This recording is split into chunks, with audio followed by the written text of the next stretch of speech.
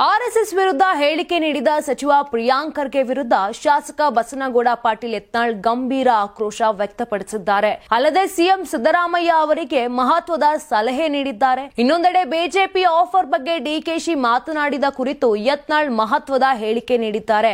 ವಿಧಾನಸೌಧದಲ್ಲಿ ಮಾತನಾಡಿದ ಅವರು, ಪ್ರಿಯಾಂಕ್ ಖರ್ಗೆ ಅವರೇ, ನಿಮಗೆ ನೂರಾರು ಕೆಲಸಗಳಿವೆ. ನೀವು ಆರ್ಎಸ್ಎಸ್ ವಿರೋಧಿ ಮಂತ್ರಿಯೋ, ತಾಲಿಬಾನಿ ಮಂತ್ರಿಯೋ ಅಥವಾ ಐಟಿಬಿಟಿ ಮಂತ್ರಿಯೋ ಎಂದು ಪ್ರಶ್ನೆ ಮಾಡಿದ್ದಾರೆ.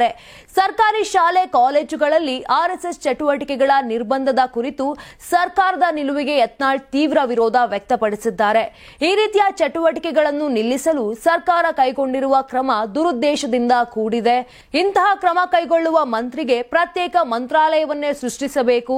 ಆರ್ಎಸ್ಎಸ್ ವಿರೋಧಿ ಮಂತ್ರಾಲಯ ಅಥವಾ ತಾಲಿಬಾನ್ ಇಲಾಖೆ ಸ್ಥಾಪಿಸಿ ಅವುಗಳ ಅಧೀನದಲ್ಲಿ ಪ್ರಿಯಾಂಕ್ ಖರ್ಗೆ ಅವರನ್ನ ನೇಮಕ ಮಾಡಬೇಕು ಎಂದು ವ್ಯಂಗ್ಯವಾಡಿದ್ದಾರೆ. ಉಪಮುಖ್ಯಮಂತ್ರಿ ಡಿಕೆ ಶಿವಕುಮಾರ್ ಅವರಿಗೆ ಬಿಜೆಪಿಯಿಂದ ಆಫರ್ ಬಂದಿತ್ತು ಎಂಬ ಹೇಳಿಕೆಗೆ ಮತ್ತೆ ಬಲ ನೀಡಿದ ಯತ್ನಾಳ್, ನಾನು ಈ ಬಗ್ಗೆ ಬಹುತೇಕ ವರ್ಷಗಳ ಹಿಂದೆ ಹೇಳಿದ್ದೇನೆ. ಇಡೀ ಕೇಸ್ ಮುಕ್ತ ಮಾಡಿದ್ರೆ ಬಿಜೆಪಿಯವರ ಜೊತೆ ಸರ್ಕಾರ ರಚನೆಗೆ ಕೈ ಜೋಡಿಸ್ತೇನೆ ಅಂತ ಹೇಳಿದ್ದಾರೆ. ಈ ಬಗ್ಗೆ ನನ್ನ ಹೇಳಿಕೆಗೆ ಕನಕಪುರ ಕೋರ್ಟ್ನಲ್ಲಿ ಕೇಸ್ ಹಾಕಿದ್ದಾರೆ. ಆದರೆ ಈವರೆಗೂ ಒಂದು ಬಾರಿಯೂ ಹೋಗಿ ನನ್ನ ವಿರುದ್ಧ ಸಾಕ್ಷಿ ಹೇಳಿಲ್ಲ ಎಂದರು.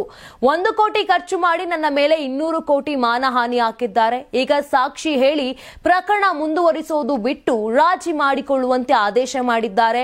ಹಾಗಾದರೆ ಅವರು ಕೇಂದ್ರದ ಬಿಜೆಪಿ ನಾಯಕರನ್ನ ಭೇಟಿ ಮಾಡಿಲ್ಲ, ಈ ಬಗ್ಗೆ ಚರ್ಚೆ ಮಾಡಿಲ್ಲ ಅಂತ ಸತ್ಯವಾದರೆ ಅವರು ಕೋರ್ಟ್ಗೆ ಹೋಗಿ ಯಾಕೆ ಸಾಕ್ಷಿ ಹೇಳುತ್ತಿಲ್ಲ ಎಂದು ಪ್ರಶ್ನಿಸಿದ್ರು.